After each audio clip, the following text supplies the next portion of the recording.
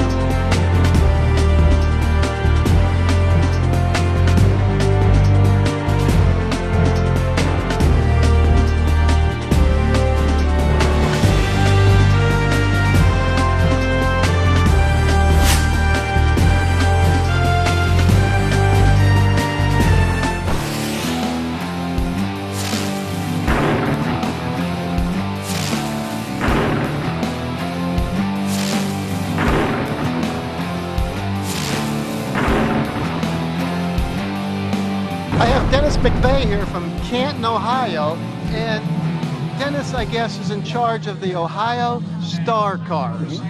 This is pretty unique, Dennis. Yeah. Tell me a little bit about what's going on with these cars. Basically, we're a group of friends that go out, take our movie cars out, and share with the public. We're 100% charity. We don't put any money in our pockets. If we do something, it goes to a good cause.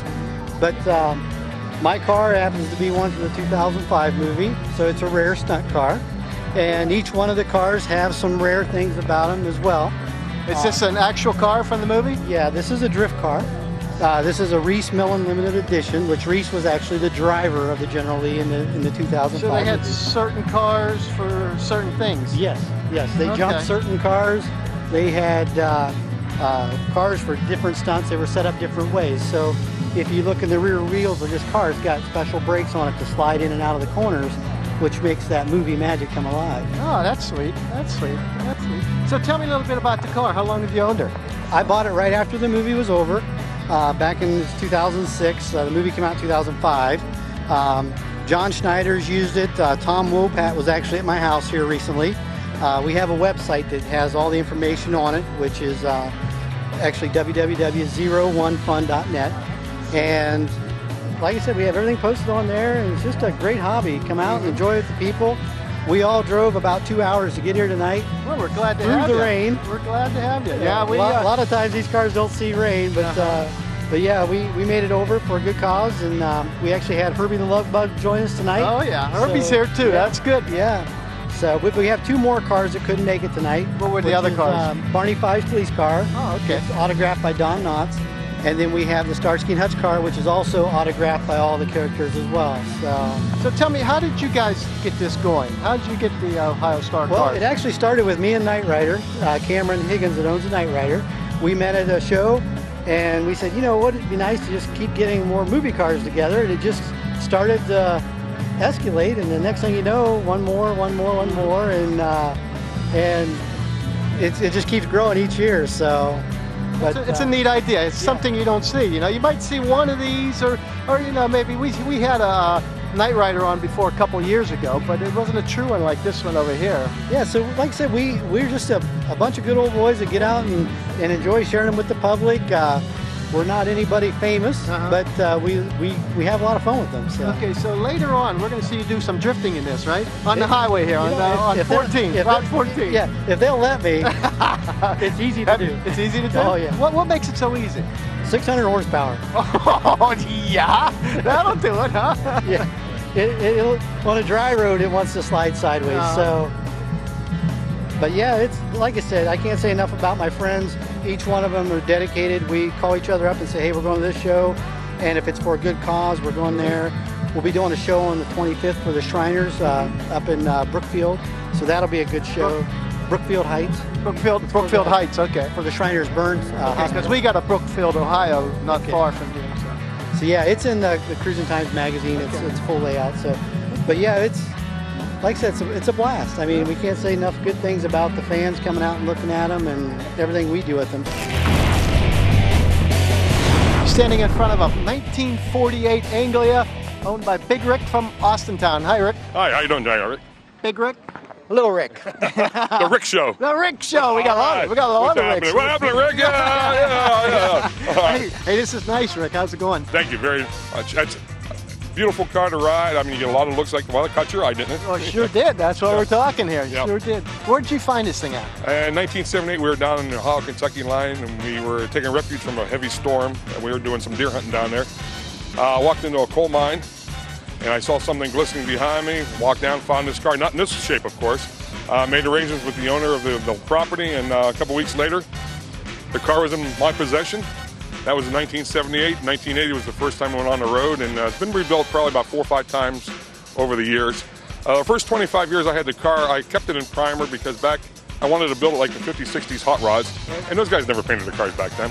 Couldn't afford it. Well, yeah, that too. And I decided, well, I'm going to do something different, so I ended up painting it. And after I painted it, I realized it was the 25th year, so it was sort of like the 25th anniversary for the car. I put some paint on it finally. So, I mean, that's where it's at right now. I mean, I changed the motors a couple of times, transmission, just rebuilt the rear suspension on it. I mean, it's a lot of fun. What are you sporting under the hood here, or in the engine compartment? Engine compartment. Well, that little hole over there, the big motor. It's a ZZ4 crate motor, GM crate motor, Chevrolet crate motor. That's lit up a little bit. I got the Demon carburetor that matches the motor to it, MSD unit in there. A lot of little goodies and stuff in there. Can you pull the wheels? Oh yeah, did you see what's on the back? No, I didn't see that. Let's come on the back. Okay. As they say, as they say, that ain't for show. No. That ain't for show. Now I have a couple times on there, and I try not to on the road because the cops don't take too lightly when they see a car coming at them with only 2 wheels up and 2 wheels down. And they don't like that very much sometimes. I know. Hey, the Anglia, something different about this is the top on it. It's a soft top. A buddy of mine has one, and he covered it. He took a hard top from an old Taurus and covered the soft top. Why did they have soft tops? Did those things open up back then? Well, you got to remember, this car, even though it's a 48, if you look at it, it's not a 48 design compared to other 48s. This is actually a 1937 design, and this was during the war effort, war years. Everything was, save the steel, the copper was hard to come by. So that was Ford, while Chevrolet did, a lot of manufacturers did, where they left the open in the center and they called it a soft top to save on the metal during the war years and stuff like that. So that was one way of them helping the war effort. You got to remember, this is a Ford also, right? It's an English Ford. It's an English Ford. English Ford, right. A lot of them did come in the United States. When I did find that this was one of the English ones because I only had one tail light in the back. And it was a right-hand drive. Now it's a left-hand drive because I wanted to keep it right-hand drive. Insurance companies weren't real happy about that in 1980, trying to find right-hand drive. Now, anything goes now. So assisted to this would be the Poplar, right? The Poplar, the Thems. The Thems, The Thems, right. We were at a show last week, and they had a paddy wagon Thems, or the, what would you call it, delivery van? Yeah, the little pie, whatever you want to call it. They also made the Fordo, which was called a Prefect. This was like from 48 to 53, basically on this design. A couple years in between, they didn't make any, and then in 1958, they started making the Anglia again through, I think, 62, 63, which was a completely different car. I mean, didn't even look at it. Matter of fact, someplace on the grounds right now, there is a 59 Thems. And when you walk up to it, you will see no resemblance to the Anglia. One question, why did guys like to hot rod these? Well, it's like this. We talked many, many years ago why we do this. We're the original recyclers. Everything right now is go green, save the bottle, save the earth, and stuff like that. We're the original recyclers. Most people in 1978 or before or after, if they found something, they would have turned their nose up on it because it didn't drive. So we got it, redid everything on it, and we're recyclers. And it's fun to go fast. Yes. Don't get caught, though, huh? No, just don't get caught, right. It's a little bit expensive on insurance and tickets. But, knock on wood, if I had something around here, I haven't had a ticket in this car yet. I've been stopped a couple different times for safety inspections and stuff like that. Passed every time with flying color. But other than that, I mean, like I said, I've been a good boy. That's good.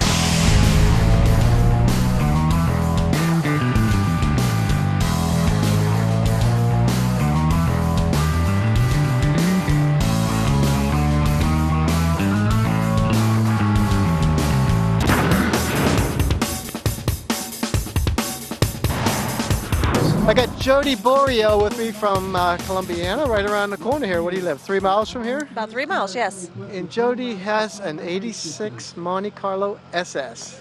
And you redid the whole thing. I did. Tell me what it was like when you bought it.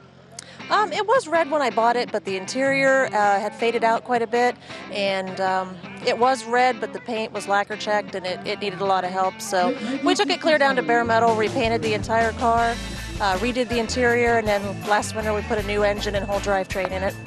Got a crate engine? Yes. What size is it? That's a 383, 420 horse, 444 foot-pounds of torque.